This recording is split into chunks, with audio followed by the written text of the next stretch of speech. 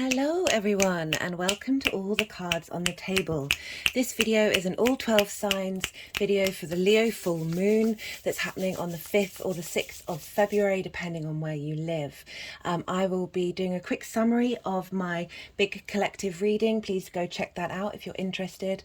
I'll be doing a summary of the tarot that came up through there and a little bit of the astrology that's happening for this full moon, and then I'll break down all the 12 signs. So look out for your rising sign. This is the sign that falls in your first house of your chart. This is the house of self. The astrology will link into the rising sign, but also check out your sun, your moon, any other planet, and even if you don't have anything in that particular sign, we can still claim the messages and receive what resonates from the messages coming through, in particular with the tarot.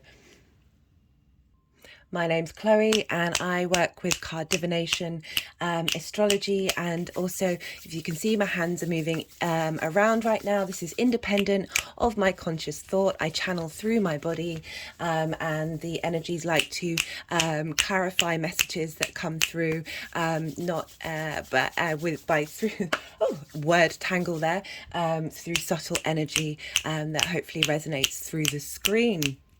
So this Leo full moon, this is a big full moon. But before I talk about that, I want to bring up the fact that today, the 1st of February and the 2nd of February, is what's called Imbolc. This is a cross-quarter fire festival. This is the midway point between the winter solstice and the spring equinox. This is a time to cultivate your intentions, cultivate your seeds, and tap into the fact that the Earth's energy is rebooting. It's getting stronger. There are buds on the trees. Everything is in motion. It's slowly growing. We still have long nights, but the days are getting stronger. And the cards that I pulled for this from the shamanic oracle deck is standstill. This is where we've been. This is the moment of being receptive and planting those seeds around the winter solstice. We have the fire card, and these are traditionally called fire festivals. Building a fire tonight and tomorrow, or using candle work, or just connecting to the element of fire can help bring in this sense of bringing spark and motivation and forward motion to those seeds that we've planted, those resolutions that we've made, bringing in this passionate fire energy. And then we have the sun, because the sun is going to get stronger and brighter. It's more direct. There's more motion. There's more fun and release to it from this standstill space. So I really like the message that was coming through with that. We also have tonight, there's a comet that we haven't seen for, I think it's 50,000 years, when we were during the Neanderthal phase of our existence, and it's coming back around again. Tonight will be the strongest that you'll see it. I just find that really interesting that that's happening around Imbolc, this rise of Earth's energy, getting this boost from this comet that's happening around this time, helping strengthen the rise of our Kundalini energy. And in particular, in the video that I did for the collective reading, a lot of messages were coming through about rising our Kundalini energy through the process of understanding and releasing old traumas, old heart hurts. The Leo is ruled by the sun. It also rules the heart. And we've all been through pain, we've all been through struggle, we've all been through difficulty. The cards that came up during in this reading, there were quite a lot of intense energy cards that were coming through. We have the 3 of Swords, we have the 5 of Wands, the 5 of Cups, and the 10 of Swords in reverse. So we're dealing with heart grief and heart pain, and perhaps the way we talk to our heart. We've been going through conflict energy that doesn't seem to get anywhere or have any purpose, and can be a bit frustrating of this not having this momentum. We now have all the planets going direct, so being able to channel that energy. We also have the 5 of Cups, which is linked into grief and not being able to see this space of abundance. What the message is coming through in the main reading was really asking you, especially with Venus in Pisces, which is asking us to look at the dark and the light and find finding this space of harmony and beauty and bliss within all of that. Really understanding that we're here in this human experience to go through these trials and go through these tribulations, and they tend to help manifest and bring about real strength and resilience. And help us move forward and understand and be able to see the difference between the light and the dark, and that neutral path, that ability to flow between the two. Today I'm wearing grey, which I see is a mixture of white and black, so it's bringing in that duality, and there's real wisdom in that grey of that fluidity, of the shades of grey that help us understand that there's things are more nuanced and complex. And we had the 10 of Swords in reverse, which I see as the resurrection card. Interestingly, the swords are all along the spine, and that's where our Kundalini energy is. Often we have a lot of real intense energy stored in our spine. That can be also trauma from a personal level, an ancestral level, a family level, a collective level, a galactic level, an earth level. There's so many levels of trauma that we as human beings are here to process. Our bodies are fantastic, they're amazing things, and our heart helps give our bodies strength. So with the 10 of Swords, you see the swords will be falling out. We've been through this phase, we've gone through this sense of betrayal, this feeling that we can't get up, and the swords are going to fall out and we will be resurrected. So the next lot of cards we had was the Hangman in reverse, and the Six of Cups, the Queen of Pentacles, and the King of Wands. This is big Leo energy, an upgraded Leo energy, moving away from ego. We've had the Hangman, which is about no longer being suspended. This is also linking into all those planets that have been in retrograde, being able to use the wisdom that we've learnt from the retrograde to move forward. Also, we were dealing a lot with the past traumas, with all those difficult cards, and the Six of Cups is coming through and saying, being able to look at everything as a lesson and have sweetness, give every hurt, every pain, every trauma a sense of fond memories of realizing how much you've grown and how much you've moved forward. And with that, we have the Queen of Pentacles. She taps into the cycles of nature. She's very logical. She's able to give really good grounded advice. And the King of Wands, being in command of your passions and having strength. I love that the Queen of Pentacles came up because we have Uranus in Taurus, and this is big change energy. We've got the Wheel of Fortune, which came out in the main reading, but I didn't see it, which is so appropriate because this deals, with all the fixed signs, and we have a lot of fixed energy. Leo's a fixed sign, Aquarius, where the Sun is a fixed sign, and Uranus with the main T-square that we've got, which is the main aspect, is also in Taurus. This fixed energy, this keeping things going, this maintaining, this sometimes fixed energy can be a bit stubborn to change, but when it is able to change, it's for the benefit of the long good. And the Wheel of Fortune is a very positive card, that everything, all this struggle that we've been going on with Saturn in Aquarius, the Saturn Uranus squares, we've had a lot of fixed energy, a lot of shaking up of the norm, and this is really highlighting that this transition phase, because this lunation is linked into the eclipse that happened on the 8th of November, and which was at 16 degrees of Taurus, and then we've got an eclipse in Scorpio at 14 degrees, which is all bringing all of this energy, this middle of the signs energy, that's really helping. Eclipses bring in new beginnings and closes chapters, so we may not see the results of all of this energy. We may see it around this lunation, we may see it around the Scorpio lunation. Also, Uranus will be going over the degree it was at the Taurus eclipse on the 3rd of April. So we have the Chariot helping us, this came up when I was talking about Uranus in the main thing. This is about having real understanding of the situation and being able to move forward with power and strength and victory. This is not about life being easy. This is about being able to hold your ground and keep clearing the path. Uranus is the path clearer. It can bring about dramatic changes to help release tension that we haven't been focusing on. And following all of that intense energy. We got two pages. We got the Page of Cups and the Page of Pentacles. This is very youthful energy. This is helping us see things in a new light and heralding in a new way of emotionally connecting to our bodies. So Uranus is in Taurus, and I really see the main message of this moon is helping us get to understand our heart, taking care of our heart on a collective consciousness level, which is the Sun in Aquarius, and being able to release and transform our physical body, which is Uranus in Taurus, with that funnel point of the T-square, and the end result will be this page energy coming through. We also got the Ace of Wands. This is heralding a new way of thinking, a new way of communicating, not only with our bodies but with the people around us on a heart-based conscious level. We then got the Three of Wands, which was about having done the work and created foundations, about going on a new adventure. You see these ships here, they're about to sail out into the ocean, which links into, this came up because we've got a Mars-Venus square, and we look to Venus because Uranus is in Taurus, which is ruled by Venus, and then Venus is in Pisces, which is ruled by Jupiter, and Jupiter is currently in Aries, which is ruled by Mars, which is why we bring in these Mars-Venus elements. And also this lunation is linked into the nodes, and the nodes are in Taurus and Scorpio, which are ruled by Venus and Mars alike. So we've got a lot of intermingling helpful energies.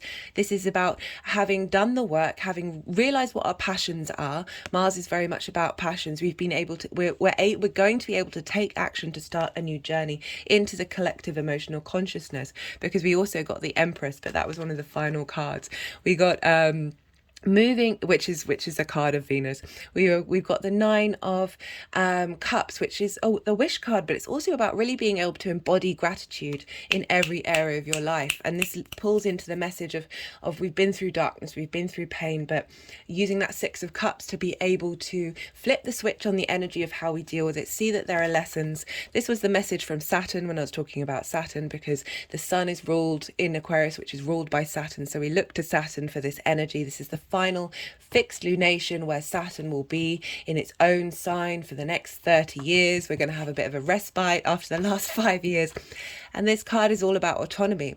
This figure has made the right decisions. She's created the right foundations, and the decisions that she's made have led to her being able to be in her garden of abundance. And this, so the Empress card, this is really beautiful. This is Venus in Pisces. This is highlighting that think big, don't be so analytical. Look to your heart, look what your heart really wants. Try not to seek validation from the outside world, which is where the ego of Leo can get exaggerated. Shine that light within, tend to yourself, shine all that compassion and love, and realize that your own light and your own validation is enough to create that abundance. And then you'll find that you stop finding that pain that we get sometimes when we get that rejection from the outside world, from the people in our lives. And the Empress card is really asking you to enjoy the pleasures of life, enjoy yourself in this moment, really try and flip the switch of everything that's been going on. And such a great message that's come through. Do go check out the main video. If I did some chakra work, and I've timestamped that. Even if you just want to go and do that, I did an energy tune-up for all our chakras to help us be able to move that Kundalini energy about. Imbolc tonight and tomorrow is a great time to do divination. It's a great time to use fire to sort of bring in the magic, bring in the spark that will help you, whatever happens during this full moon period, because it can be very volatile depending on whether you've been working with the Uranian energy. But whatever comes up is for the long-term good. It's for you to be able to really have dominion and this embodied space of gratitude in order to make the right decisions and move forward. Anyway, I hope that helps, and I'll be starting with the all 12 signs now. Wait, I forgot. I should mention I'll be pulling around 5 cards for each of the rising signs. I'll pull a card for the energy leading up to this full moon, a card for the full moon energy itself, a card for how this energy moves forward, and then I'll pull sometimes a clarification card from the numerology deck and a overall message from the First Light Tarot.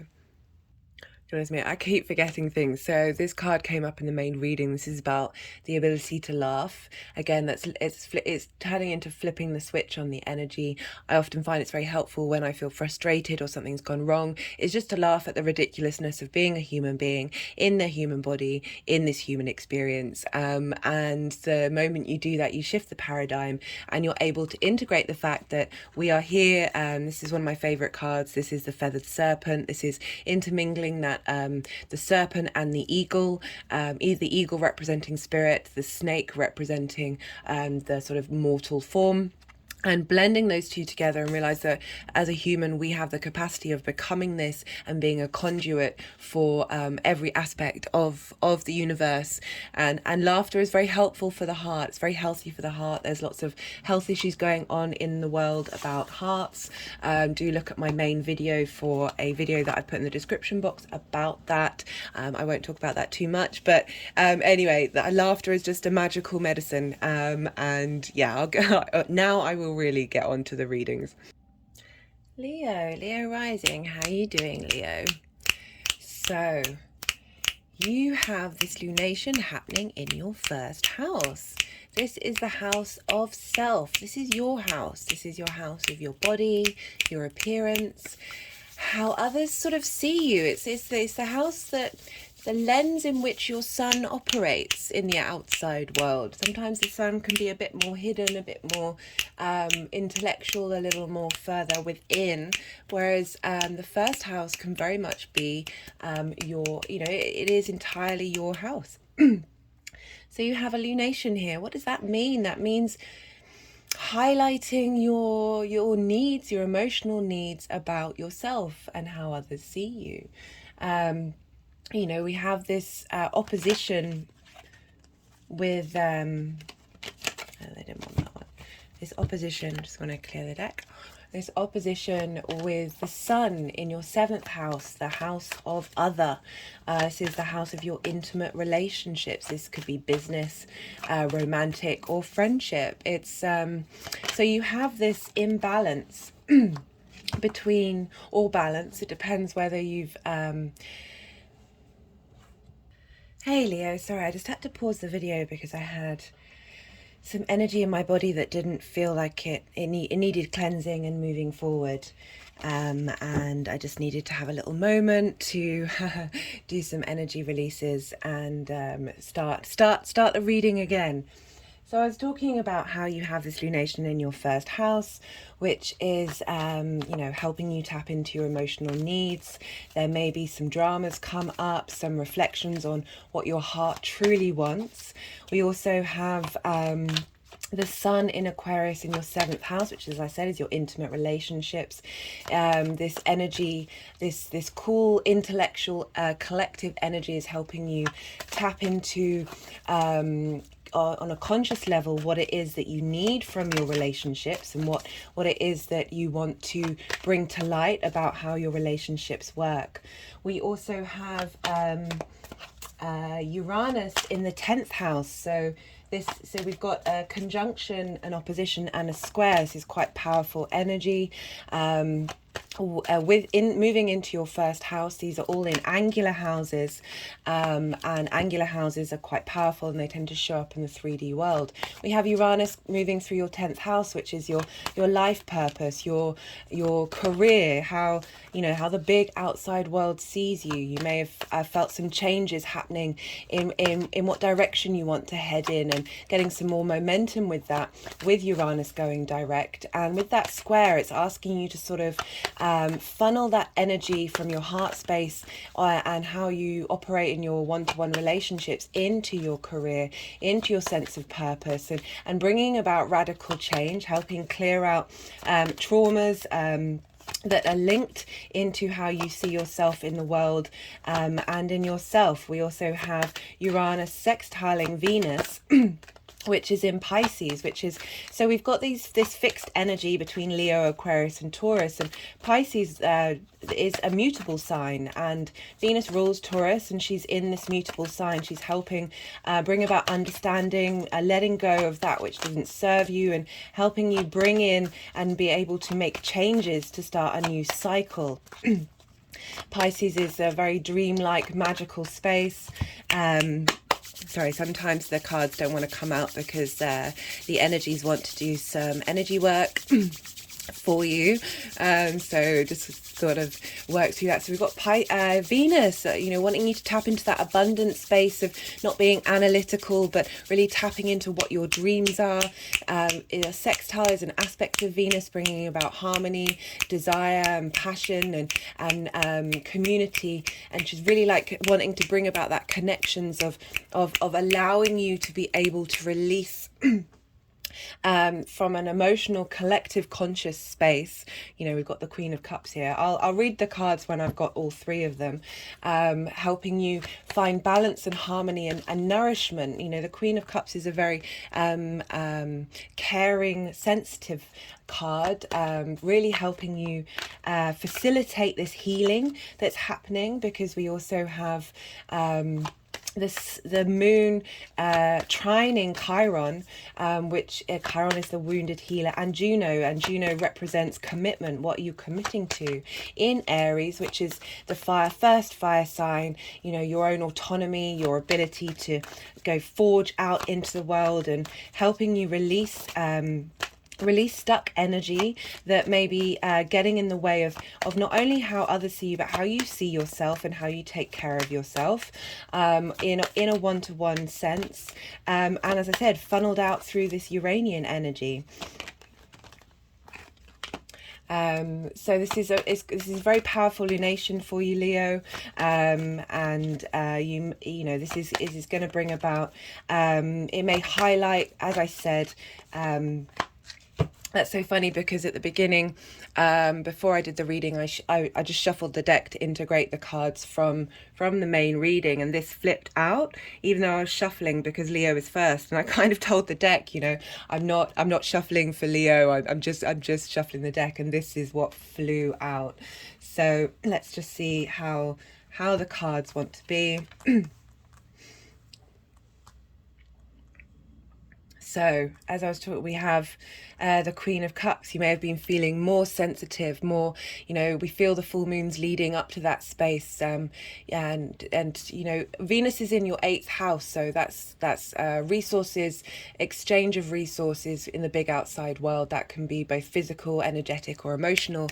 So you may have been noticing things come up that's tapping from the outside world, that's helping you tap into your needs and really get into that nurturing space for yourself.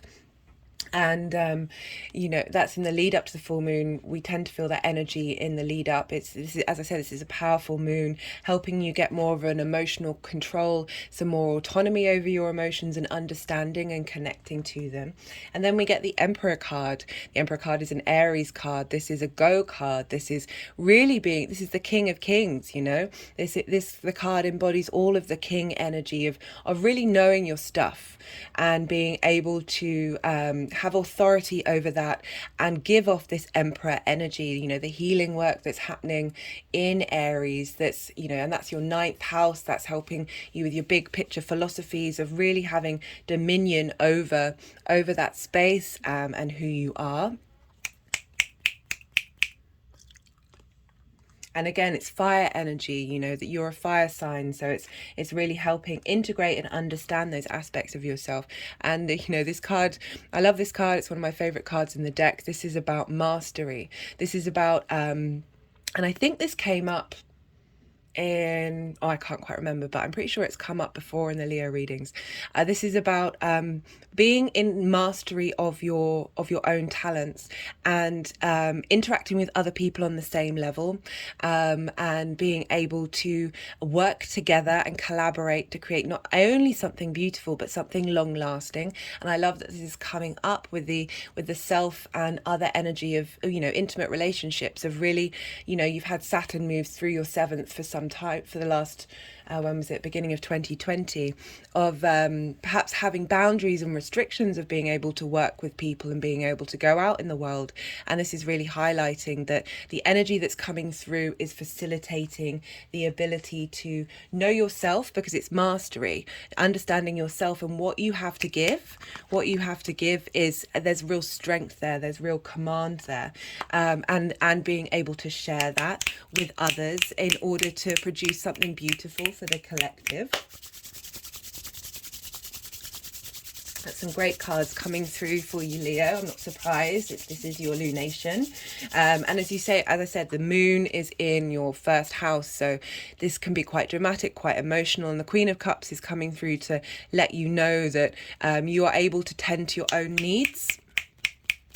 Tend to yourself, tend to your heart space, and be able to work with those emotions that are coming through, and facilitate the energy that's coming through in order to transform that into Emperor energy. So I'm just going to pull a card from the numerology deck. Sometimes this is an overall message card, sometimes it's a clarification card for one of the cards that have already been pulled. So big changes with all the fixed sign. So I'm laughing, obviously, because, you know, we're dealing with the 7th house here, which is about intimate relationships. It's about long-term relationships, but we're also dealing with the house of the self. So it's about integrating and understanding and leveling up your relationship with yourself, which will have a knock-on effect with your intimate relationships of other, and also with who you are in the world. Being able to see yourself in a really grounded light, is wanting to go over the Queen of Cups.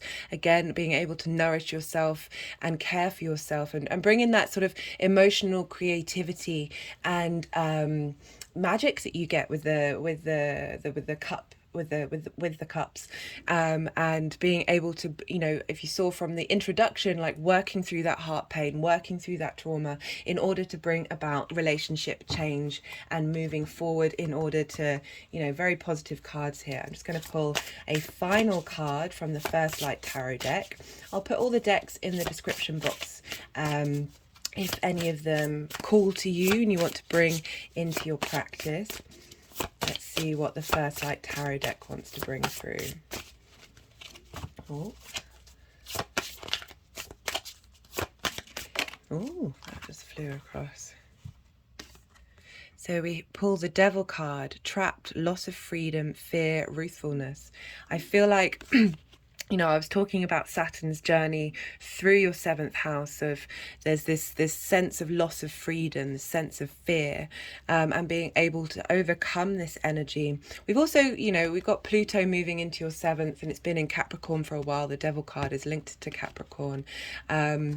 But I also feel that this is also, again, linked into the struggles you've had with yourself. On the traditional Devil card, there are 2 figures and they look like they're bound, but their chains are loose. It's the ability to move, release those chains, understand. I mean, the Devil card's great, everything in moderation, including moderation, but it's really helping, again, highlighting, tapping into that shadow, that trauma that helps, that brings about addiction, brings about habits that don't necessarily serve us in the long term, but those things are important to navigate and understand in order to bring dominion over them.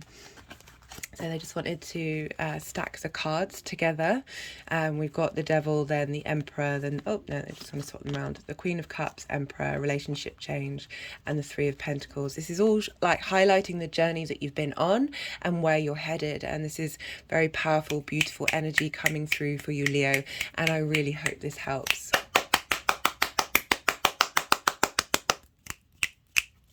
Be well until we meet again. Cancer rising, how are you doing, Cancer? So we have this lunation happening in your 2nd house. The moon will be in your second house and the sun will be in your eighth house. These are houses of resources. So the moon is going to be in your second house, which is your resources, what you value, how you make your income. It's a manifestation house for you. This is about what you care about, what you want to keep moving forward with and hold on to. It can be linked into possessions as well. So we have the moon here. The moon's going to be highlighting what your needs are on an emotional level, with that big Leo heart of yours there, that sense of pride in what you do and who you are and what you value. We have the sun in Aquarius, which is in the eighth house. This is the resources with the outside world. This can be linked to inheritance, also sort of like taking out loans or contracts with big groups. This is as resources, so this can be energetic, this can be time, this can be physical. I also link it into the collective resource, conscious resources, galactic inheritance coming through. And so the sun's been moving through there, sort of highlighting what it is that you care about, bringing about movement and action. We've had Saturn move through this sign for a while, so you may have felt restrictions and boundaries with what you're getting from the outside world and what it is that you need. Saturn will be leaving soon, and this moon is kind of really highlighting and reaffirming, you may have been able to be more resourceful because of Saturn moving through that time. That's that space for you, and really helping you reevaluate what it is that you truly need. This moon is really going to highlight that. We also have Uranus, which is in your 11th house of groups, communities, hopes and wishes. So Uranus is going to be bringing about wanting you to think differently and bringing about change. Whereas Saturn's change can take a while and be more restricting, Uranus can sort of be a bit sort of tower energy of blowing things up and shaking things down which didn't serve you, that you might not have been looking at, or helping elevate and bring about oddball, contrary sort of energy into your communities. There may have been some conflict energy coming up around that space, but also Uranus is there to serve you long term, about helping you reevaluate your goals and your wishes. Just got an energetic release there. And so we're looking to where Uranus is. We're looking to see, how do you put your values and the outside world resources into the community, into how your hopes and dreams for the community. Just got a nice release there, and what sort of wounds you may have had in that area of your life and that's been getting in your way, that's been causing heartbreak. So I think I pulled the Five of Pentacles for you. I can't remember which reading it was for, because of Saturn moving through that 8th house of feeling like you're not being supported, you're not being cared for, being left out in the cold, and having felt like that for a long time. But I won't read the cards too much when it comes to okay, they wanted these cards, both of these cards. There we go, I'll start. But I did want to talk about Venus, because obviously Uranus is in Taurus, which is ruled by Venus, and you have Venus in your 9th house, which is your philosophies, your big picture ideas of things. This can link into higher education and foreign travel, because these things help radically alter our perspectives when we engage in different environments and really master certain areas. Education could be anything, and really helping you get to the bottom and the root of things. As I said, very broad picture, especially with Pisces being there. Really being able to tap into the emotional connection, that very watery, dreamlike state.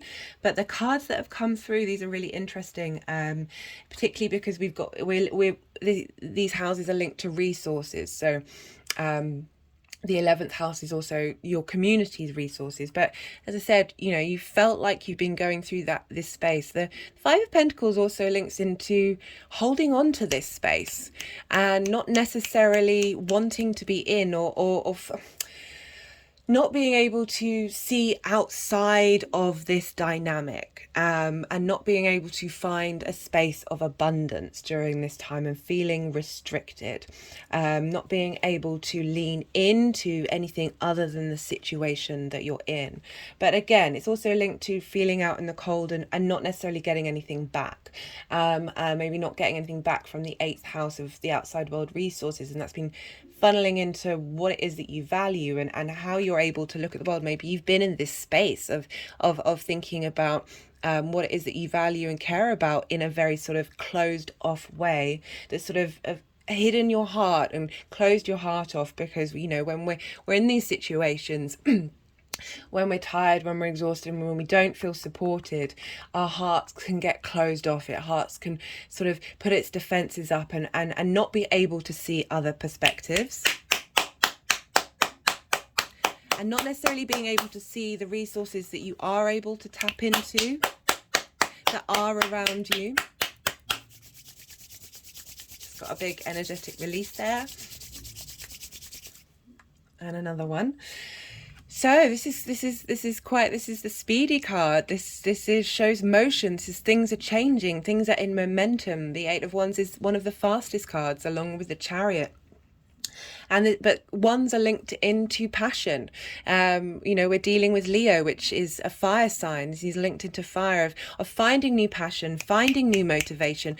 Great to have that after this card, of being able to switch up that space, change of perspective, and be able to funnel your passions into your 12th, into your 2nd house, and that can then sort of, maybe something's going to change in the way that you look at the world, and your hopes and your dreams, and how that ripples out into your community. Maybe you'll have some help from your community and your chosen, the people that you want to interact with, and being able to see things in a new light and get momentum and speed. Because the final card that we have for where this represents the full moon. It's the energy coming through for that full moon, that change. We were dealing with eclipse energy, so it's about big changes.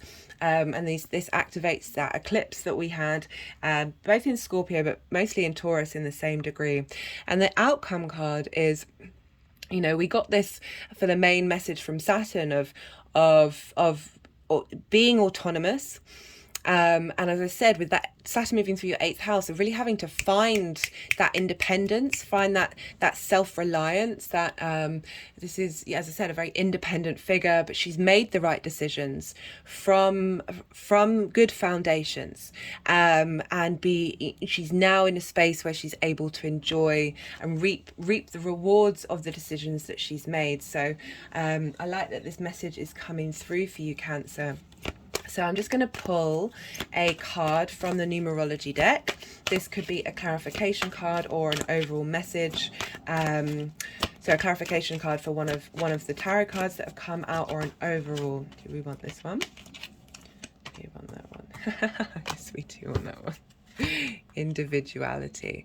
Really being able to find out what it is that you care about and what it is that you need, and being able to maybe not necessarily need to rely on the outside world so much, having gone through that period, and finding strength and release and understanding of what it is you are and who you are, to be able to have strength in that and heal the wounds around that really then give you that ability to stand on your own 2 feet and make good decisions, and live in this is an abundance card. This is and as I said, a very autonomous figure, being able to be in your own space and make your own decisions, and not apologies, not rely on.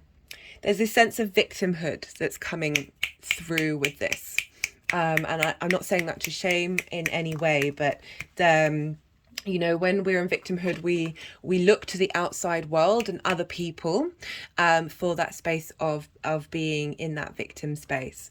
We all have the capacity to do that, and this sense of once we switch this energy up, and with this movement of being able to reintroduce passion and creativity and drive and motivation back into your life, by shining the light. So with Leo, it often helps to shine that light inward rather than seeking validation That's quite a weird energetic release. Validation from the outside world. We can really have strength in ourselves. And that means we can then operate in a community from a very, very grounded space. It's not saying, have to be all by yourself, but, really learning to understand and nourish yourself is helping give you strength.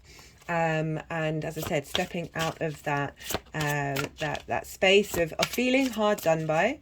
It's often it's a very valid experience, but that energy doesn't necessarily tend to get you very far. I say that from my own experience of having spent many a year in that headspace of regret and frustration and disappointment, that I by moving into that comic space and really kind of finding the humor in whatever has happened, the lessons in whatever has happened, and then being able to, as I said, switch that energy up and start moving forward again. So I'm just going to pull just a card from I sort of want it to flip out. So this is the Cancer card. This is the Chariot card. It's about drive, determination, about ambition, emotional control. This is a great card for you, Cancer. Sometimes it's hard as water risings to find that sense of emotional control, because water dominates your space and our emotions can sometimes wash us away and sort of take us up in the swell and the momentum and the movement, and forgetting that all our emotions pass, and sometimes we need to get to the core of who we are behind that can really give us strength, and then we can have control, emotional control. This is a great card to come up for you, Cancer. It's a real sort of validation that this is the Cancerian message, and that you're going to get this new lease of life. The Chariot card that came up in the main reading, very much about being able to have strength and understanding of the cycles of time, that all things do change, and you can move through the storm with that knowledge, with that understanding, and really find that ability to harness your emotional connections. Water signs are very intuitive and there's a lot of magic there with water. Our human body is made up of 80% of water, and being able to get into the flow of that, help release emotional traumas from that and free that space, will give you such wisdom and bounty as a water sign. So they just wanted to stack the energies together and to bring all of that message through. I really hope that helps, Cancer. And be well until we meet again. Gemini rising. How are you doing, Gemini? So you have... Oh, bugger. Apologies if you heard that swear word then. I realised I didn't have my speaker with me. So hopefully... for the last two readings they were able to hear. Right, where was I, Gemini? So you've got this lunation happening in your third house, and this is sextiling your ascendant, so this is bringing in some lovely harmonious energy to your sense of self. So the moon is in your third house, which is the house of your day-to-day rituals. It's the house of the goddess. It's about bringing meaning into your day-to-day interactions. This could be where you go on a regular basis, what you do on a regular basis. It's also to do with short distance travel and sort of smaller courses that aren't necessarily higher education. But we have the sun moving you through your ninth house, which is traditionally the house of the god. This is... your big philosophies, your big worldview, how you map everything out. This is how you, this is linked into foreign travel and higher education, because these things help widen our perspective and help give us more understanding. So you've got this lunation in your third house, perhaps highlighting things that the things that you need from your day to day, what your emotional needs are in that space, how you can bring your heart space into that area of your life and really shine that light inward and understand your emotional needs, because the third house is so important. It takes up a lot of our space. It's a problem-solving house, along with the 9th house, and also along with the 12th house where Uranus is. And so these all help you sort of work out things.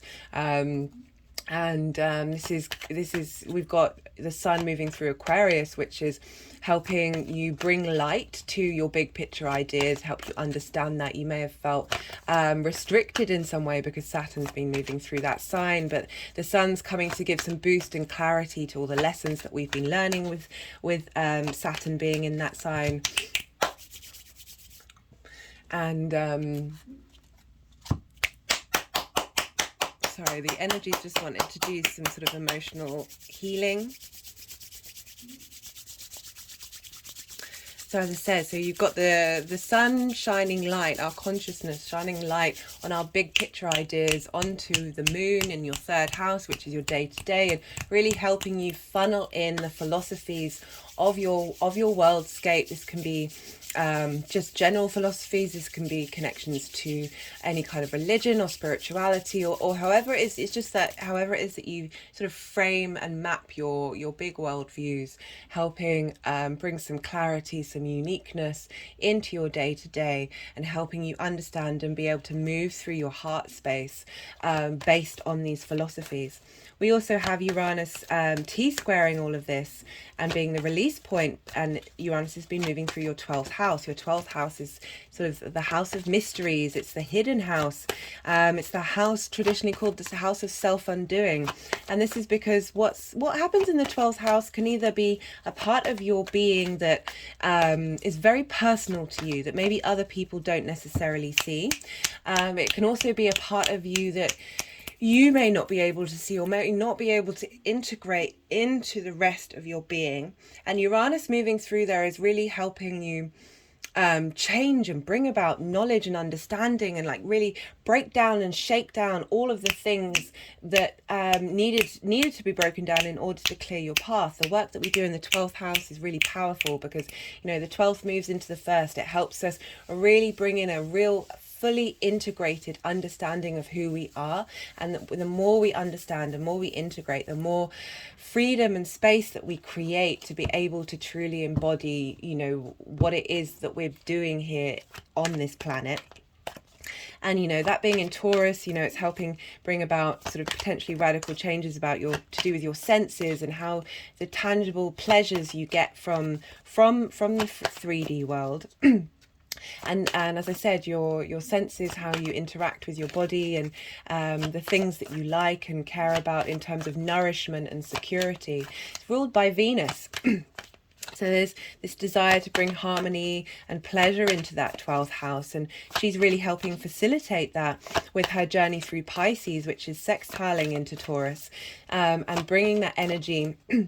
And she's in your 10th house, which is your house of career, helping you bring some real pleasure and joy into understanding what it is that your purpose in life is, and funneling that information to bring about radical change.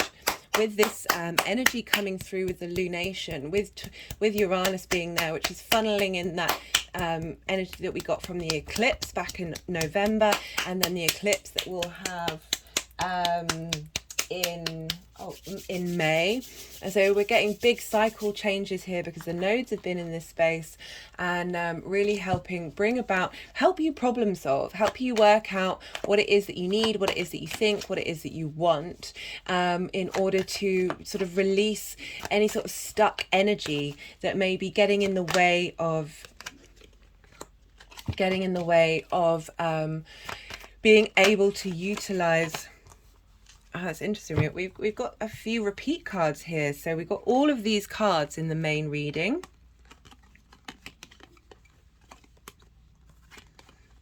So we got the 10 of Swords. So this is maybe you've been through some anguish, you've been through some frustration, you felt you've been unable to move. I feel like this is also linked into Mars going spending a long time in your first sign in the house of Gemini.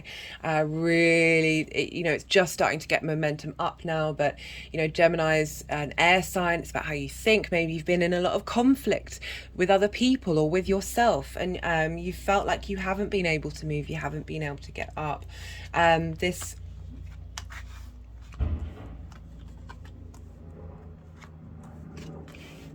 Sorry, the energies are having a play here. Moving these cards, let's just wait and see where they settle on having these cards. Okay, so it's the same place. And so we have the Hanged Man for the energy of this lunation. So this is about being in receipt of wisdom, of being in a pause motion. And finding new perspectives. I talked a lot about perspectives during this during the main reading, and the Hanged Man is about limbo, but it's a limbo that you've chosen to be in, and a limbo that reaps rewards because Odin, the Norse god, put himself upside down on the world tree in order to receive the wisdom of the runes, which is another form of divination. He did that for 9 days and 9 nights, and it's really about, as I said, finding new perspectives in order to bring in great wisdom. The card just wanted to go over the Imbolc cards, which I have just at the bottom here. And helping, Imbolc's a great time for divination and being in receipt of divine wisdom from the earth. And the Hanged Man is saying, you may not necessarily, you're moving past this space, you're clearing this space out, but there is going to be a need to pause and to reflect on what you've been through and what you've done. And because the end result is the 9 of Pentacles, and this is about finding yourself, understanding yourself, being very independent and making the right decisions in order to get to this space, in order to be able to be in receipt of the abundance that you feel based on those good decisions that you've made in the material world. And to have this in your 3rd and your 9th. So this is really helping shine a light on what your personal philosophies are, receiving the wisdom from that and being able to funnel that into your day-to-day practice and put meaning into your day-to-day. Maybe you felt all over the place and felt a bit conflicted and felt a bit sluggish and stuck in your day-to-day, that you haven't really been able to move forward.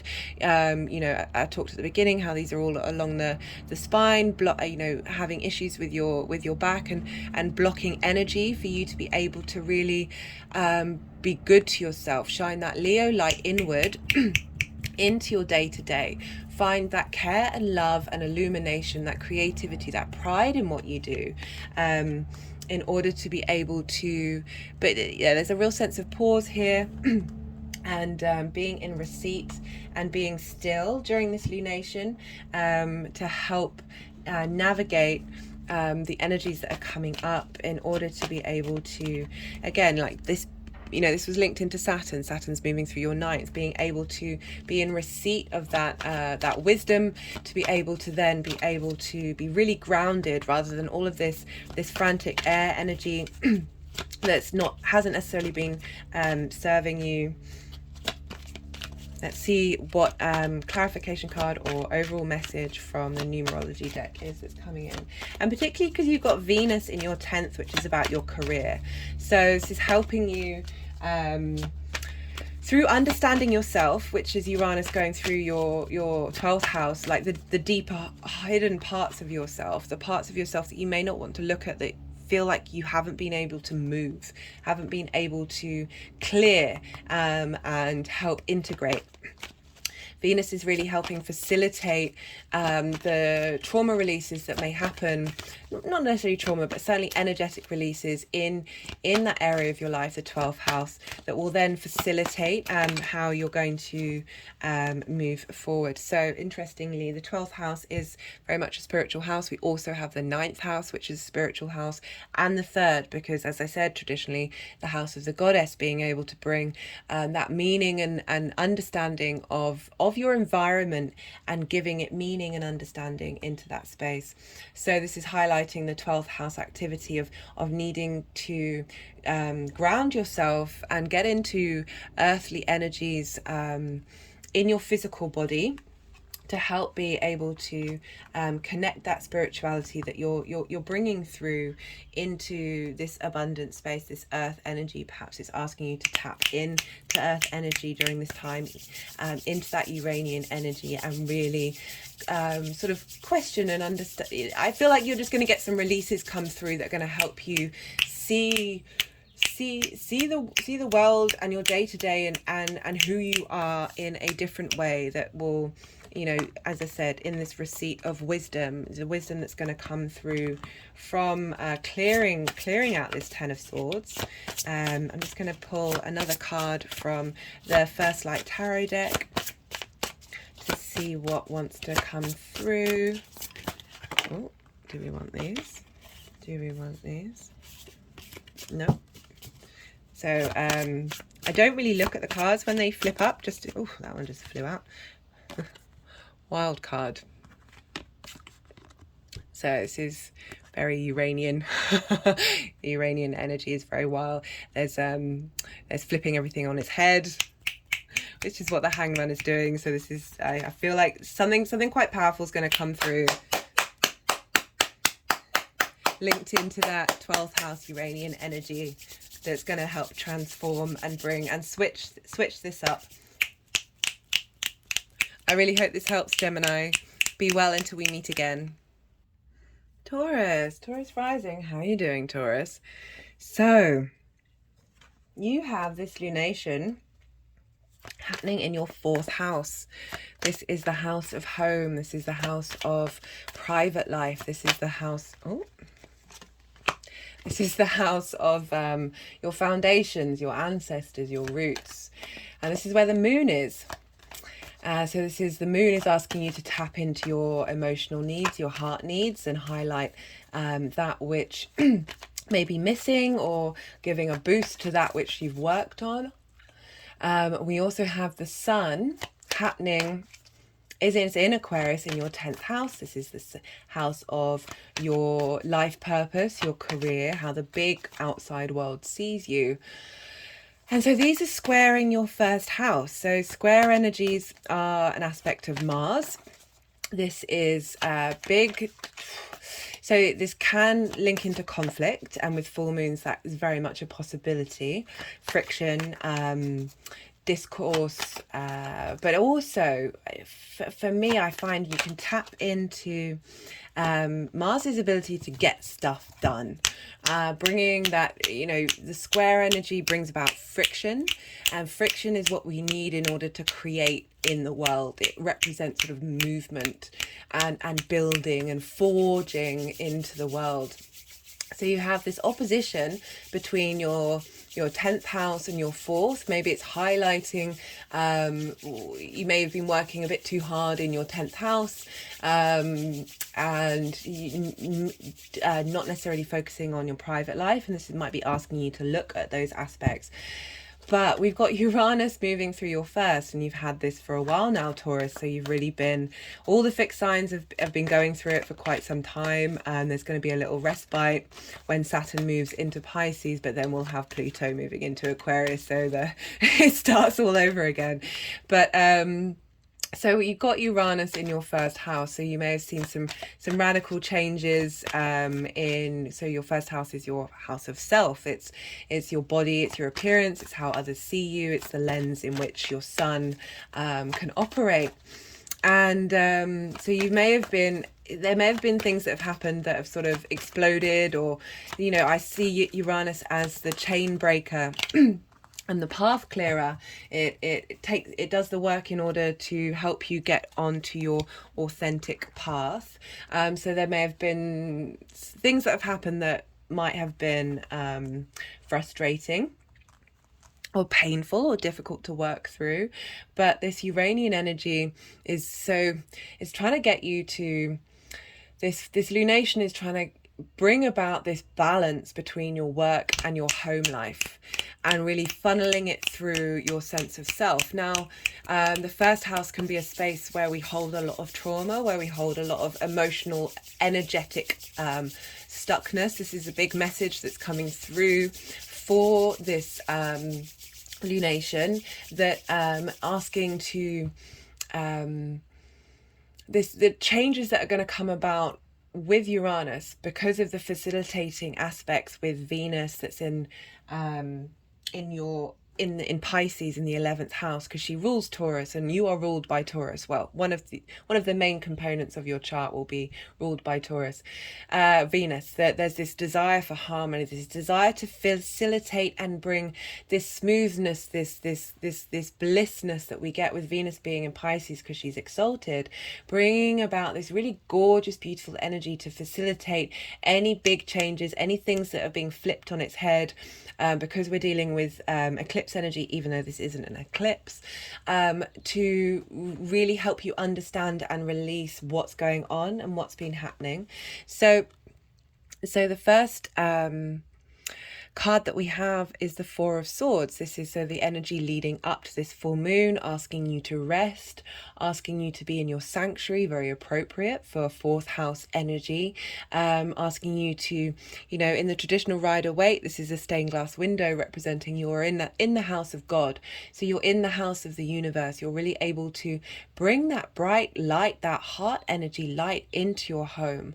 And perhaps sometimes it's more reflected outward on others rather than tending to your own space, and shining that light back onto you and being able to give from your saucer, not from your cup, give from a real space of abundance that you perhaps needed some time to rest and to recoup and submerge yourself in that light, in that divine light.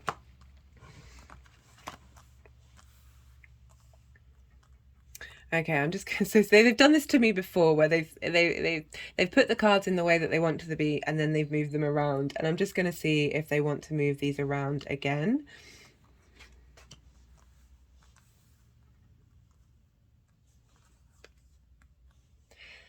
So I feel, okay, so what they're doing, I feel that the rest is in the lead up, and it's also during.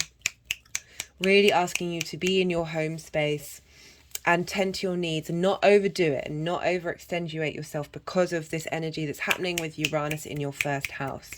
We've got the Hermit card coming up, and this is a Virgo card. This is a fellow Earth sign, and the Hermit's all about going inward to find. He carries the star in his lantern. This finding this deep inner wisdom, this deep galactic wisdom of true knowledge, and really going inward to finesse that information that you've been learning during this rest period. What comes up in meditation, what comes up from your heart when you sit in that space. And I really like that we've got the Page of Cups. This came up in the main reading. The Page of Cups is very useful energy. This, you may have been quite burnt out physically, and you've needed that rest. But I love that we've got the Page of Cups. That's the end result of this, because it's heralding in a new space, a new emotional space. We've got Venus in Pisces, which is in your house of community. It's also the house of hopes and wishes, of bringing some new life into that, some new vitality, maybe some support from your community to help. And Venus in Pisces is asking us to dream big, really asking us to tap into our imagination and understand that we don't necessarily need to think analytically. You've got Aquarius in your 10th house, that may be a space that you engage with quite a lot. We've had limitations there, and Venus is helping provide this this ease, this space, having been in receipt of the wisdom that's going to come through during this full moon, being able to have. There's the difference between the Four of Swords and the Page of Cups is quite big. This mental space, and then but needing to be in rest, and then coming out the other side with this very youthful, renewed, energetic. Emotional and imaginational and magic based space that there's definitely this renewal, having been inward and having really looked at oneself in your private life, in your home, this need to sort of cultivate that inward space. Just got an energetic release that can really help, especially with Aquarius. You know, the light's being shined on, you know, you've had boundaries and restrictions there, the lights, or you've been working with the restrictions of Saturn and learning those lessons of really learning and understanding. The light's being shined on of what it is that you care about on an intellectual level for how you move forward in your sense of purpose, that real sort of outward thinking, collective energy of Aquarius. It is the Star card, you know, very appropriately we've got the star in the Hermit's the home. So this is a combination, even though it's not the Leo card, it's a combination, but it's bringing in that Taurian energetic release, that earthly energy of yourself combined. This is a lovely combination card for that, of helping you finesse and cultivate everything that you've been learning during this time. As I said, fixed signs have been going through it. But the wisdom that you're going to get from this space, from this journey that you've been in, and it really makes me, I've got a big smile on my face because of this Page of Cups, this emotional release, this ability to smile again, this ability to laugh at whatever may have been happening, any restrictions that you may have had, any dramatic things that may have happened with Uranus being in your first house and Saturn in, you know, angular houses are very powerful houses. You know, these are big transits to have in those houses. And really being able to come out the other side smiling and laughing, you know, be the happy Buddha. If you know, just, yeah, it's oh, does that one want to oh no, didn't want that one, did they? Do we want another one? So they're being quite funny with the energy. There's sort of strange energy going around around my ears. Okay,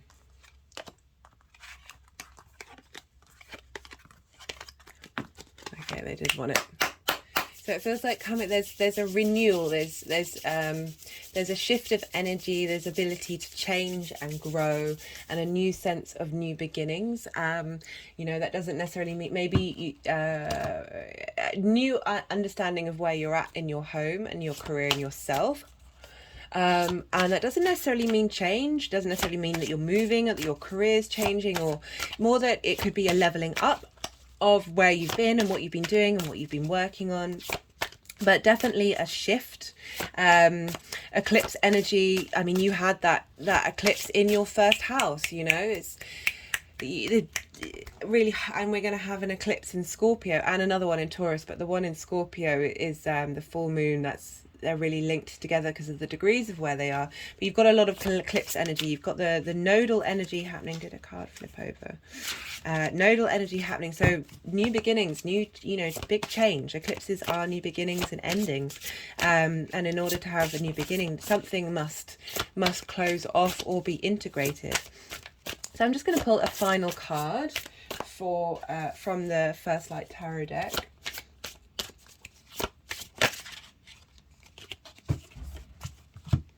Well-being, awareness. So this is really asking you to take care of yourself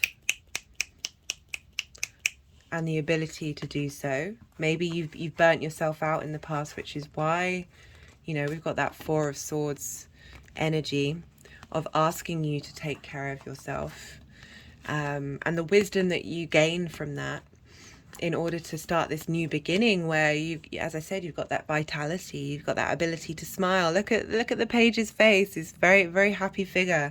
You know, the beautiful ocean of, and I'm really linking this into Venus in Pisces, really helping you think big, dream big, and start on a new journey, Taurus. I really hope that helps, Taurus, and be well until we meet again. Aries rising. How you doing, Aries? So we have this lunation happening in your 5th house of creativity. This is creation energy. This is the house of fun, amusement, of play, and having Leo there. This is this is a trine to your first house. So you're getting real trine aspect is Jupiter, and it brings about opportunities, wisdom. The resources are being shared between trines because they're both fire signs. So there's a free flowing movement between your sense of self, how others see you, your appearance, coherence and your creative energy, like really harnessing yourself and your creative energy. We got Jupiter in your first house as well, so you're really gaining a lot of wisdom about who you are right now, and helping that funnel into your first house. And we have the Sun in Aquarius in your 11th house of hopes and dreams and community.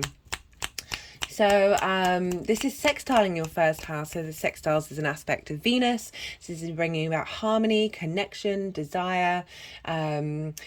This is helping bring in the energy of the sun and the light that it's shining on the lessons that you've learned during while Saturn's been going through that house, and helping you think of in new ways of tackling these things, of integrating, as I said, the lessons. But with this lunation in your 5th house, this could be highlighting issues you may have about not connecting to your heart space and your emotional needs in terms of your creativity, maybe feeling a bit stuck. There may be some drama come up because you've got a lot of fire energy going on here with Aries involved. But it also could be shining a light on the work that you've done, or highlighting some information that can come through to help you work with that creative energy. And we have Uranus in your 2nd house. So these are all resource houses. So 2nd house is your resources, how you make money. It's your manifestation house. It's the things that you care about and hold on to. And the 5th house is your creative energy.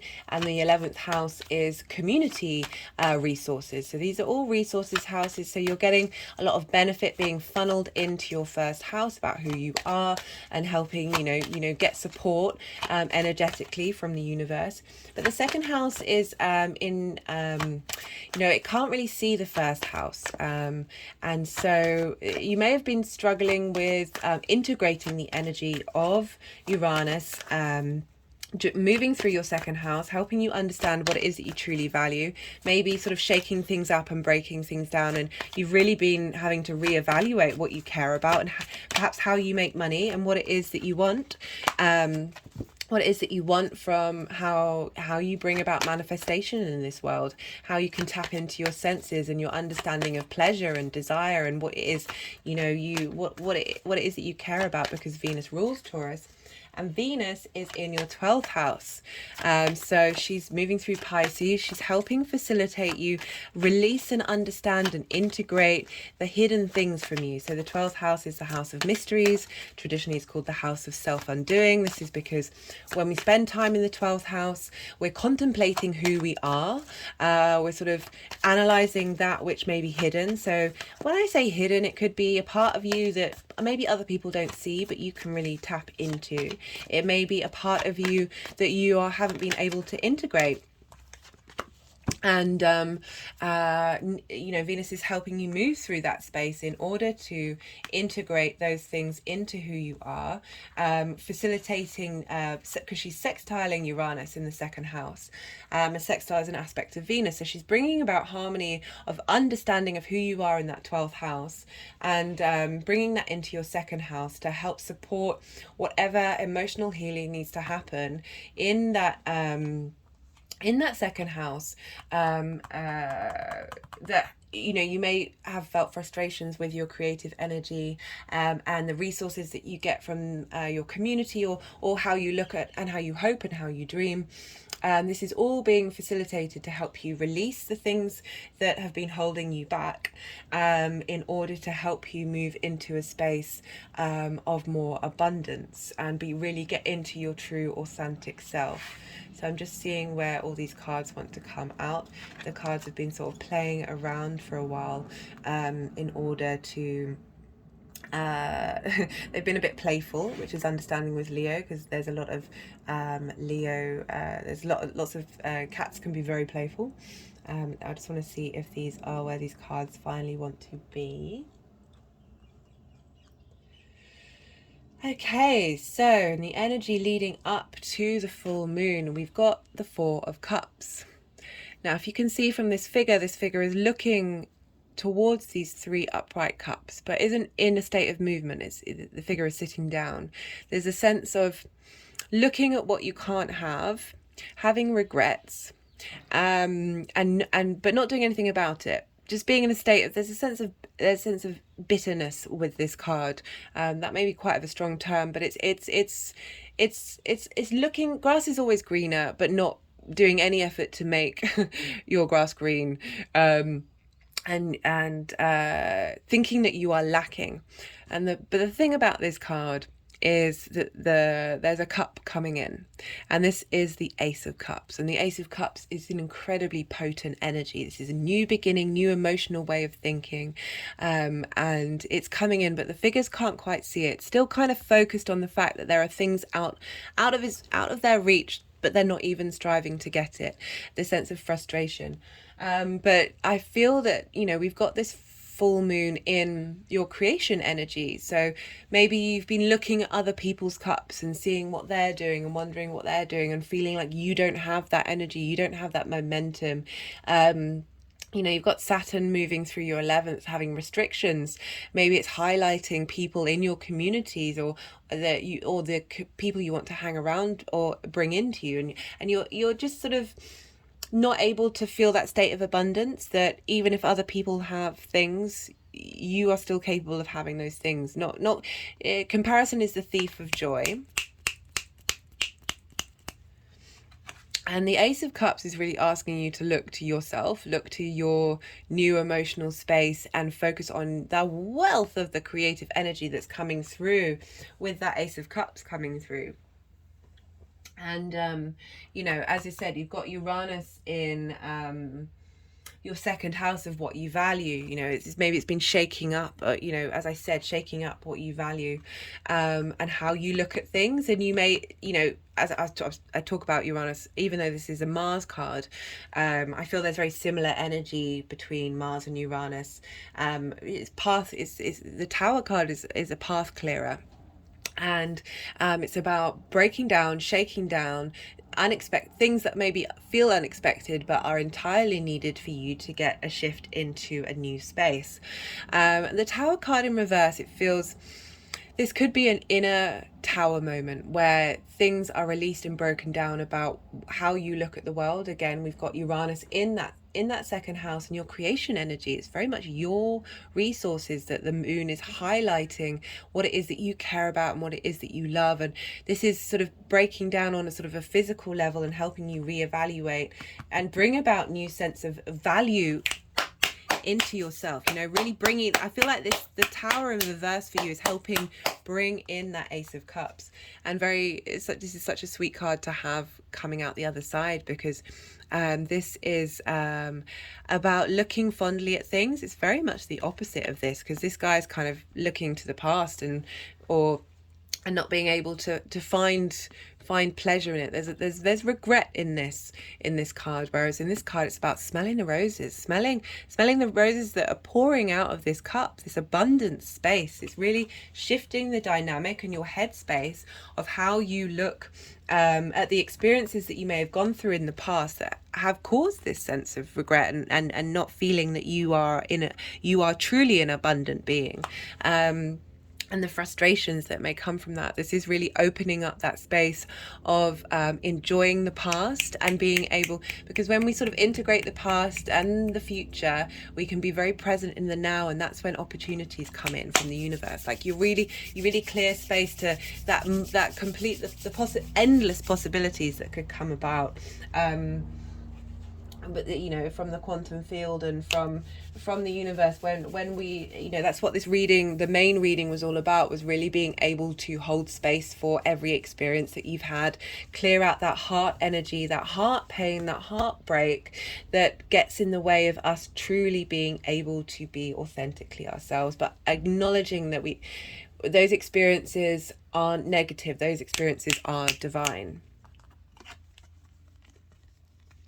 This is often a gift. This can be a gift from the past. It can be a gift from sometimes the spirit world. So I'm going to pull a message from the numerology deck. This might be a clarification card for one of the tarot cards, or it might be an overall message for you, Aries. Yeah, I feel like there's a lot of, Venus moving through Pisces for you. You know, I've done a Venus in Pisces video, and the energy that I was channeling, it was just so beautiful. She's in her exaltation.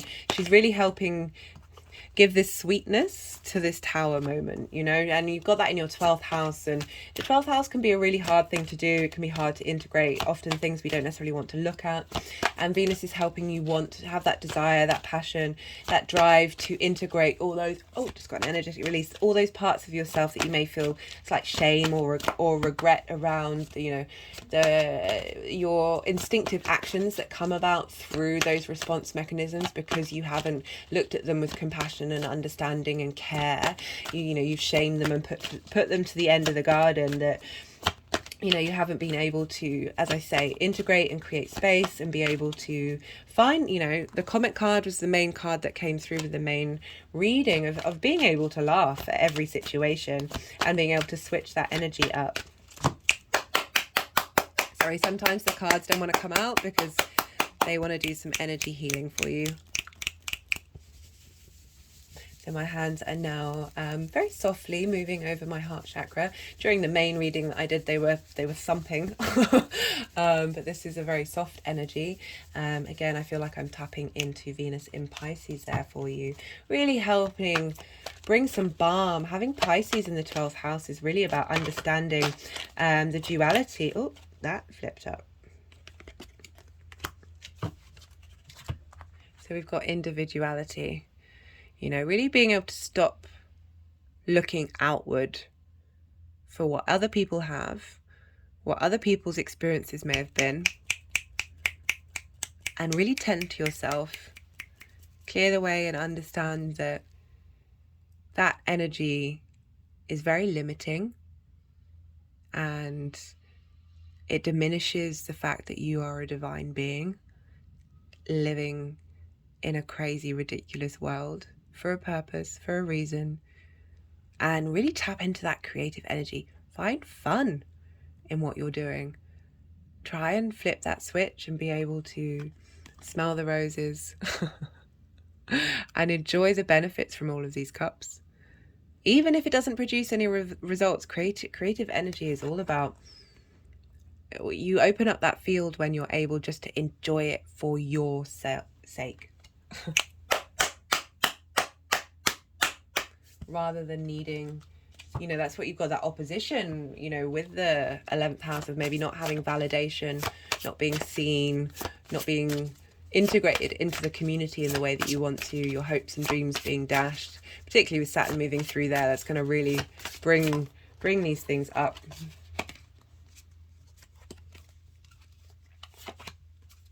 Oh, they didn't want that one. So I don't look at the cards. It's energy that I feel coming off of the cards. Just in case you think I'm picking the cards myself. And did that one? No. Yeah. So we've got the Hierophant, which is a Taurus card. This is, it says trainer, wisdom, understanding, mentoring.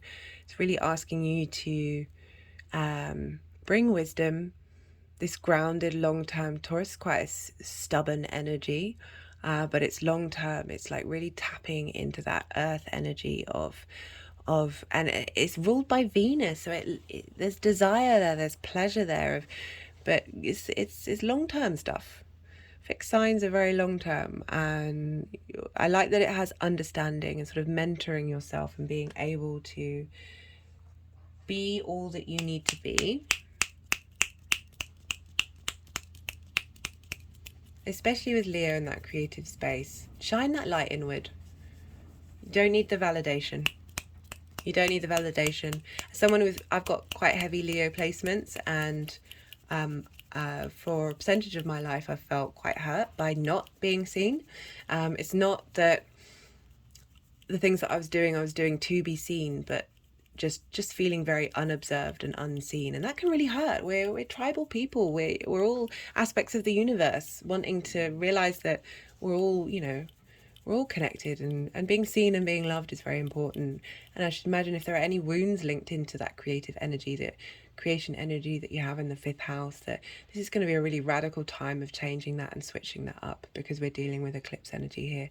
And you've got Chiron moving through your 1st house with Jupiter, so you're going through some deep healing about who you are, and Jupiter's helping you level up that wisdom and helping filter that through with the energy of Venus, because she's in the house of in a sign of Jupiter, so that wisdom is being funneled through. It's just, this is glorious energy, and where there's a real sense of wisdom coming, like long-term wisdom that's gonna come about because of what this lunation is going to bring about, and probably till the nodes leave Taurus and Scorpio, and we close out that eclipse energy. Anyway, Aries, I really hope this helps. Be well until we meet again. Pisces rising. How are you doing, Pisces? So you have this lunation happening in your 6th house. This is the house of health, work, and routines. It's a difficult house. It's a very strong house, but it's a problem-solving house. It's linked into the things that we need to do to extend longevity. So that's taking care of our body, working and earning money in order to survive. You've got to do the hard work in order to get the routine in. And sometimes this is a house that we neglect. There isn't it's called an inconjunct house, where, so with the Pisces energy, in your 1st house, it has nothing really traditionally in common with the 6th house. So Pisces is a water mutable sign, a night sign, and Leo is a fire yang fixed day sign. So there can be but it's a house where you can find different perspectives and be able to think in different ways. And you have the sun, this is ruled by the sun, so there's a lot of vitality here. There's a lot of energy that can be funneled into this house. But the moon being here can help highlight perhaps the things you need to, what your heart really needs, and for you to focus on during this lunation. What it is that your body needs, what it is that you need to do in order to get those routines really nailed down, and how to put in the work for yourself. Really, as I said, it's a problem-solving house. And we have the sun in Aquarius in the 12th house, and this is the hidden house. This is the house of mysteries. This is traditionally the house of self-undoing, and you've had Saturn move through this sign since 2020, so it's often a house of isolation and restriction. Saturn loves being in this house for those reasons. It's a house of, there's a lot of magic in this house. There's a lot of transition in this house. It's, again, you're contemplating who you are, and having this this opposition here is really helping sort of highlight, while the sun is moving through there, helping you integrate the lessons of what Saturn's been teaching you, really shining a light on the parts of you that may be hidden. So when I say hidden, it could be a part of you that only you see, that you keep hidden, or that is very private to you. This could be a part of your self that you can't connect to very well, that you find difficult to connect to and integrate. And 12th house transits really help you look to that area of your life and help reveal that which is hidden. And the more work that we do on the 12th, the more, because it moves into the 1st, we start a new cycle of true integration with yourself. So the sun's been moving through here, helping highlight the parts of you that you need to integrate. And as I said, Saturn really likes being in this house. So you've had a lot of benefits with this Saturn transit, helping you bring yourself together. And we have Uranus in your 3rd house, which is your house of day to day. This is your daily routines, the things you do on a regular basis. It's not quite routines in the way of the 6th house, because it's just the stuff you do. Go out to the shop, you'll commute to work, maybe you write on a daily basis. It's those kind of things that they have a bit more flow to it than, because they sextile your first house, so there's a bit more harmony there. But with the sixth house, it's often something that it's just a bit more difficult. We can't sometimes find the momentum to get up to do those things. We're often in the third house, there is more momentum, there is more ease. And it's also the house of sort of communication. It's the house of short distance travel, the house of, you know, schools or like taking short courses. It's opposite the ninth house, which is our big picture philosophies. And the third house is the house of the goddess. And this is where we have Uranus moving through here. So like really bringing about some radical changes, helping clear paths, break chains, and create space for you to be, or more authentically you, in this area of your life. The third house is very powerful. This is, you know, it has a knock-on effect on every other area of our life, and we can't really avoid it. It's also traditionally the house of the goddess, about, you know, that really asks us to tap into the meaning that we find in the ninth house, and put it into our day-to-day stuff, in when we're cooking, when we're doing the washing up, when we're cleaning the house, or anything that we kind of do, we have to do on a regular basis. Being the house of the goddess, really asking you to bring about that joy and understanding of the divine. However you look at that, it can just be personal philosophies as well, but integrated into bringing meaning into these things. Taurus being there, it's what you get pleasure from, it's your senses. It's really, there's a slowness to Taurus, but slow and steady runs the race, wins the race. Well, depends what kind of race you're doing, but we also have Venus in your first house. Now, do go check out my Venus in Pisces video, because the energy that came through in that was just truly, I could swim in it for eternity. It's such a welcome balm after Venus is moving through Capricorn and Aquarius. Not that she's in her exaltation in Pisces. She's very happy in Pisces. She's helping bring about this smoothness, this ease of flow, of being, of magic, of the arts, of really helping us understand the depth of who we are. You know, Pisces is the collective emotional space. And you know, this acknowledgement of the dark and the light together, and being able to integrate and bring harmony. And so I just want to see how these cards want to be, because they've been quite playful for some of these readings.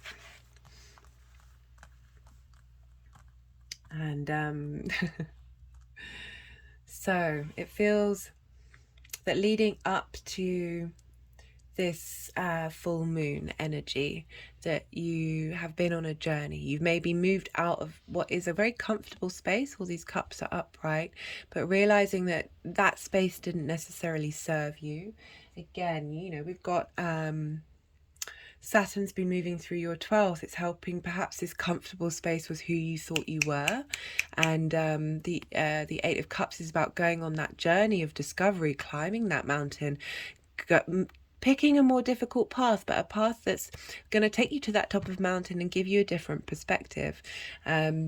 And really help you understand yourself. So I feel like this is linked into that Saturn energy in Aquarius, and this full moon is going to really help shine a light on the fact that you're able to now work in balance.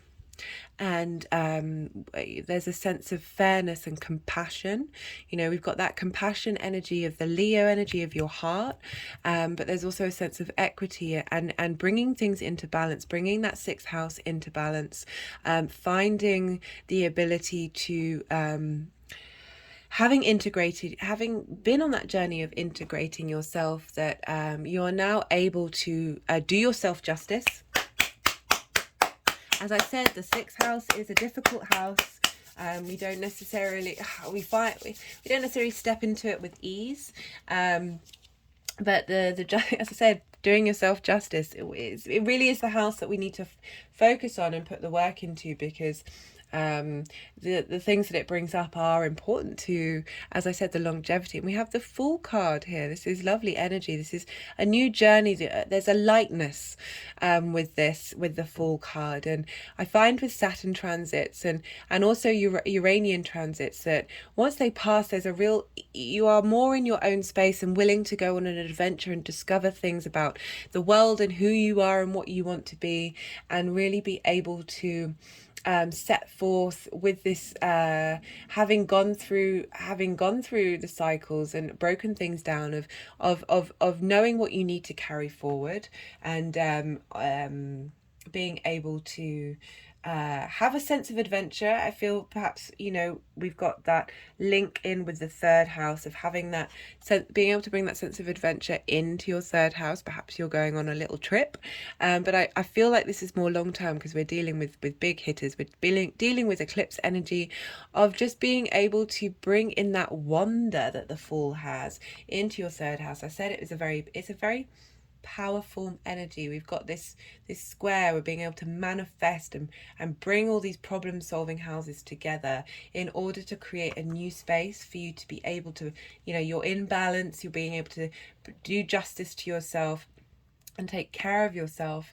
And then by facilitating that energy and learning that, there's a load that's been lightened because you're taking care of yourself, that you're then able to enjoy your day-to-day more, enjoy who you are more, and have that fresh perspective on, you know, as I said, Uranus going through the third house could have brought about some trauma, brought about some Tower moments. And, you know, the Fool is now able to utilize that energy and switch that up and realize that it was all for the benefit of the long-term good, along with that Saturn transit in the 12th, and bringing that all together and starting a new journey. That's and as I said, this is eclipse energy, so it's new beginnings. And for new beginnings to happen, we need endings to happen. With Saturn moving through your 12th, it's an end of understanding of who you used to be. How appropriate for the 6th house transit. Physical activity, being able to get that momentum, that light, that source from the sun, and funnel that into your 6th house. Get moving, get motivating, you know, tap into, you know, our physical bodies are so unbelievably amazing and fantastic that we tend to not necessarily do them justice. We tend to neglect them and wait until the next time, and it feels like you're turning a new leaf with how you operate in that part of your life. You know, the Fool card's a positive card. It's starting a new journey. You're able to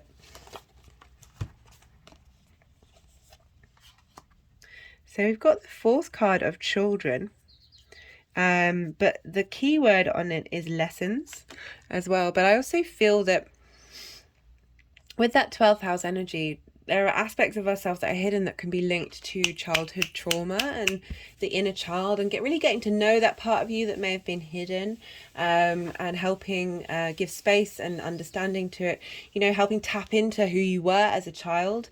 You know, this often represents, you know, as I said, a comfortable life, and that may feel comfortable but isn't truly who you are. And often, you know, that childlike energy, you know, we've got the Fool as well, you know, very, very childlike energy, fresh start, bringing that joy, that understanding of who you truly are and being able to move forward.